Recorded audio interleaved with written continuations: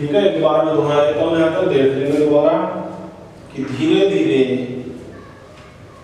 और उसने व्याघ्र और शेर आदि उत्तम जनों को पाकर के अपनी जाति को दूर कर दिया। जब अपनी जाति से दूर होने लगा, ठीक है, जो गीदड़ थे उनको उसने समझना बंद कर दिया, क्योंकि उसके क्या है, शेर आदि उसके पास रहने लगे। तब दुखी श्रृंगार ने गीदड़ों को दुखी देख करके, जब गीदड़ों को लगा कि अब तो हमसे दूर रहने लगा है, राजा बन गया है, शेर आदि इसके पास रहते हैं, तो उसने गीदड़ों को पूछना बंद कर दिया, अपनी जो जाति थी उसको पूछना बंद कर दिया। तो उनको ऐसा दुखी देख करके किसी बूढ़े गीदड़ में यह बात उनको बताई, समझाई कि जिस प्रकार यह शेर आदि से परिचित हो सके, यानी चीते आदि इसका परिचय जान सके ये कौन है, तथा उपाय कर हम वैसा उपाय करेंगे, यानी हम तो ऐसा उपाय करेंगे, तरकीब करेंगे जिससे शेर और चीते को पता लग जाए जानवरों को कि ये राजा नहीं बल्कि ये तो गीदड़ है।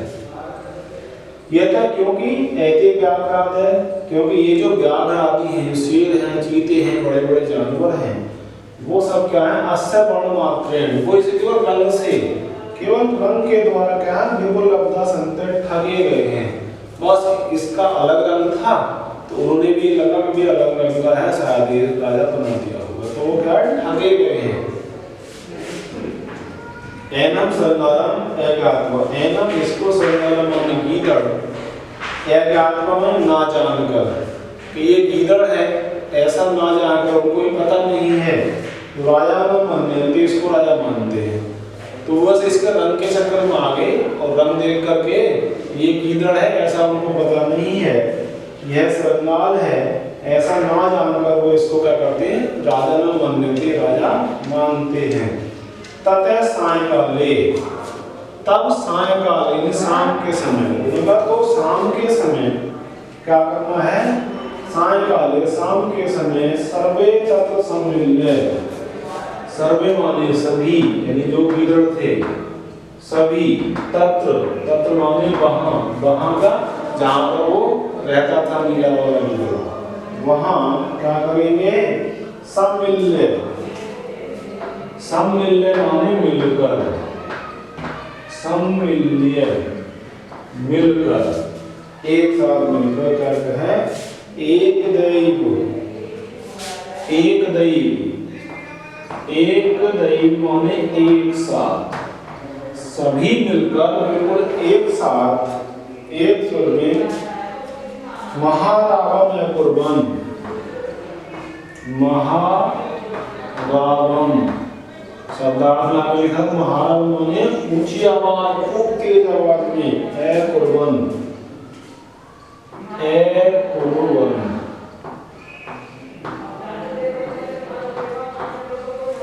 तो क्या था, शाम के समय उन सब ने जो है मिलकर के उन्होंने सलाह की और सलाह के अनुसार तथा सायंकाल सर्वे तत्र सम्मिल्य, तब शाम के समय सभी ने वहां पर मिलकर के एक साथ मिलकर के एक साथ एक साथ बिल्कुल महारावम तेज आवाज उन्होंने की।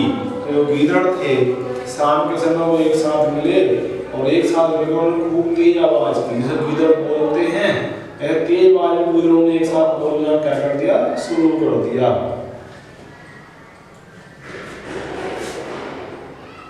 तम शब्दम श्रुत्वा, तम शब्दम, तम माने उस, शब्दम आवाज को, तम शब्दम उस आवाज को, श्रुत्वा सुनकर, तम शब्दम श्रुत्वा उस आवाज को सुनकर, से नील श्रृंगालोपी, से नील श्रृंगालोपी,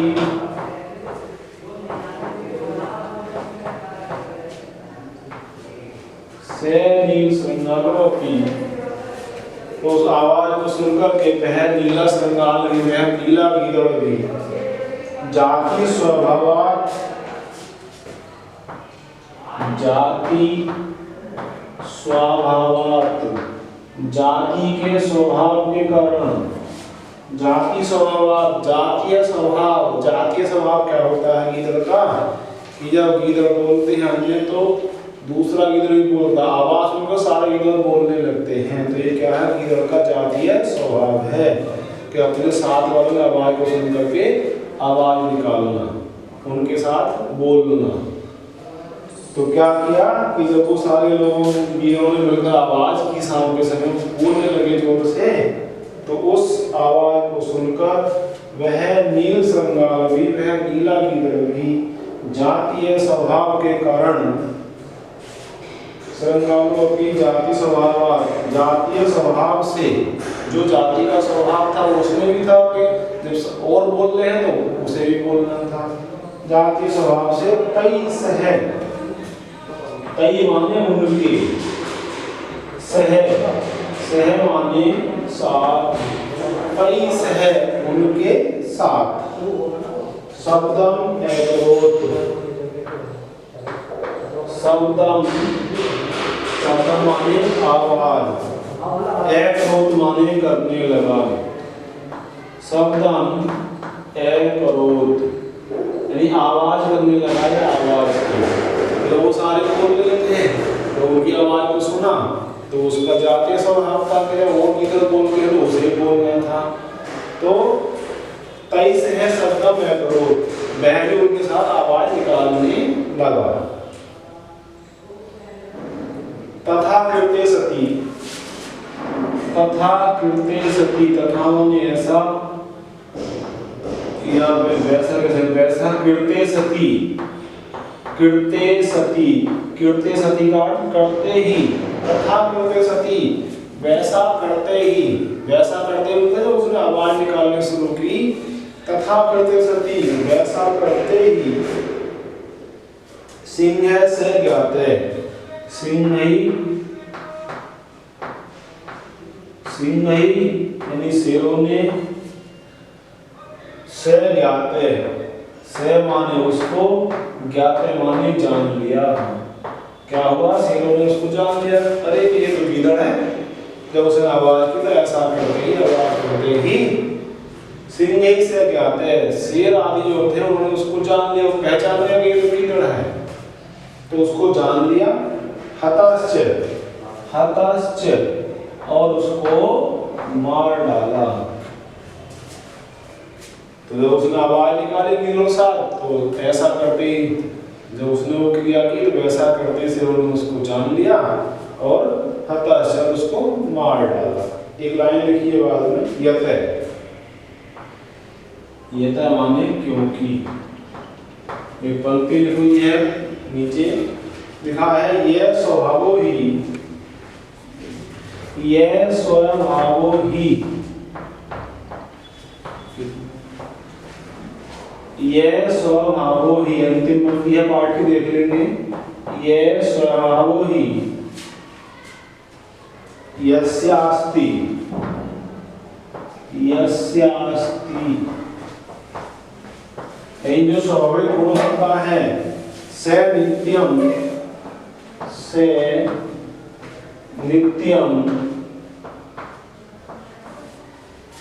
से नित्यम दुर्दिक्रम, दुर्दिक्रम आपने लिखा था शब्दार्थ में, दुर्दिक्रम मतलब दुर्निवार, कठिनता से निवारण करने योग्य। तो यह स्वभाव ही यस्यास्ति से नित्यम दुर्दिक्रम, अर्थात जिसका जो स्वभाव होता है उसका निवारण कठिन है।